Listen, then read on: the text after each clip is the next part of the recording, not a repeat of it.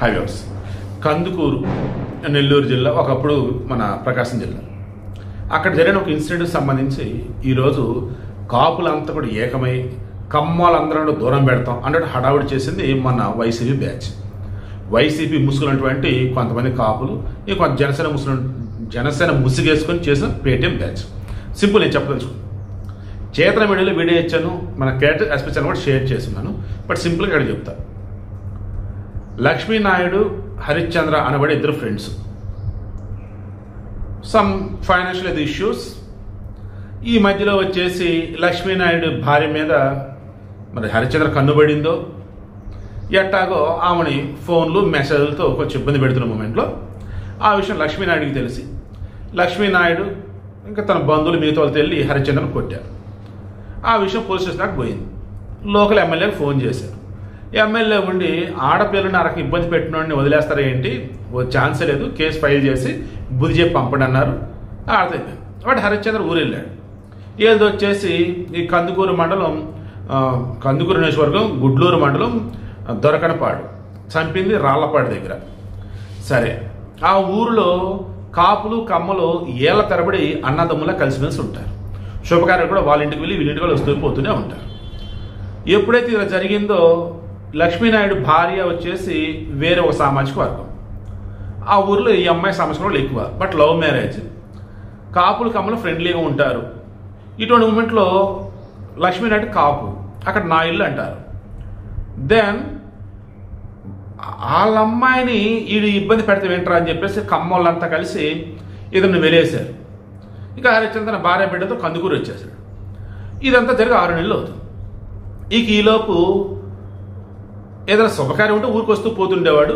ఇక మన అయితే కొలుపులో ఉన్నప్పుడు ఊరికి రమ్మనంటే వెళ్తున్నప్పుడు, ఫార్చ్యూన్ కారులో వెళ్తున్నప్పుడు ఈ రాళ్లపాడ దగ్గర ఏదో పని నుండి కందుకూరు వెళ్ళిపోతా ఉన్నారట. ఎవరు? ఈ చనిపోయినటువంటి వ్యక్తి ఎవరైతే ఉన్నారో లక్ష్మీనాయుడు, ఆ తమ్ముడు పవన్ నాయుడు, భార్గవ నాయుడు బండి మీద ఉండడానికి దూరం గుద్దేశాడు. లక్ష్మీనాయుడిని చంపేశాడు. మిగతా తీవ్ర గాయాలు పాలాడు. ఈ విషయం పోలీసు తెలిసేసి హరిశ్చంద్రను పట్టుకున్నారు. వాళ్ళ నాన్న మాధవరావుని పట్టుకున్నారు. ఈలోపు జడ్జి ముందు వీళ్ళ ఆస్తులు ఏమున్నాయి ఏంటని చెప్పేసి ఫిక్స్డ్ అసెట్స్, తర్వాత లిక్విడ్ అసెట్స్ డీటెయిల్స్ మొత్తం పెట్టేస్తున్నారు.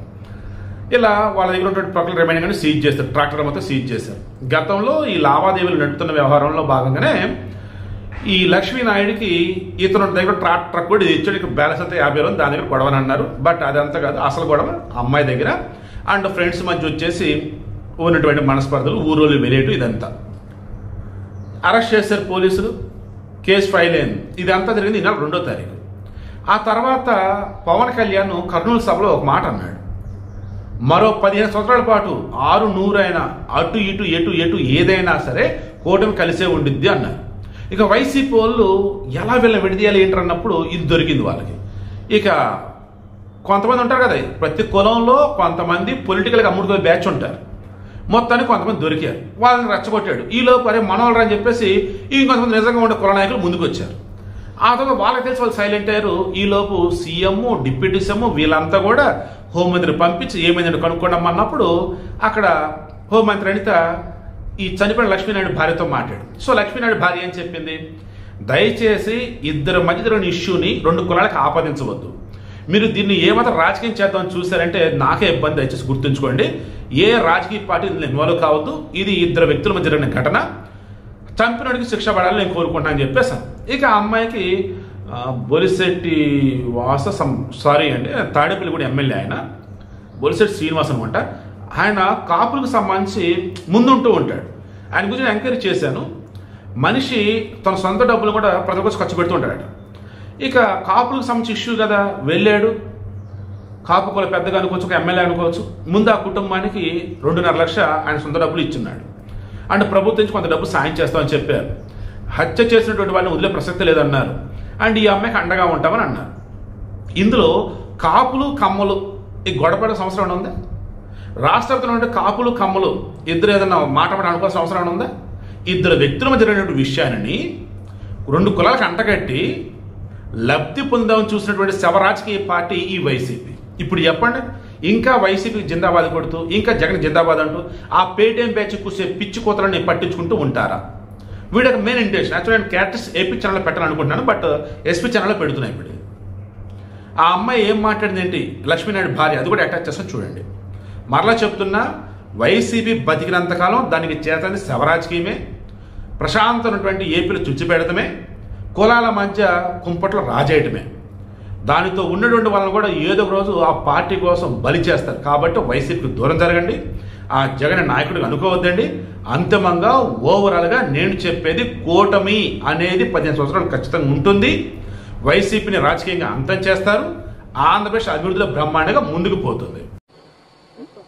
నా సమస్య అంతా నేను మేడం గారికి చెప్పుకోవడం జరిగిందండి. నాకు సీఎం సార్ కూడా, చంద్రబాబు నాయుడు సార్ కూడా మాట్లాడారు, పవన్ కళ్యాణ్ సార్ కూడా మాట్లాడారు. దీని గురించి చర్యలు గట్టిగా తీసుకోవాలని నేను కోరుకున్నాను.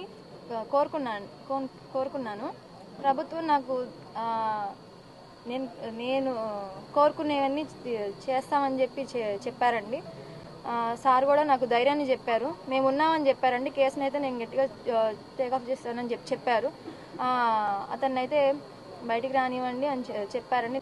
నాకు జరిగిన అన్యాయంలాగా మీరు చూపించండి, దీన్ని రాజకీయంగాని కులంగా చేయకండి దయచేసి. అది నాకు ఇబ్బందిగానే ఉందండి, మీరు అలా చేయడం కూడా నాకు అలానే ఇబ్బందిగా ఉంది. నేను ప్రతి వాళ్ళకి చెప్పేది ఒకటేనండి, దీన్ని రాజకీయంగాని కులపరంగా కానీ చేయొద్దండి.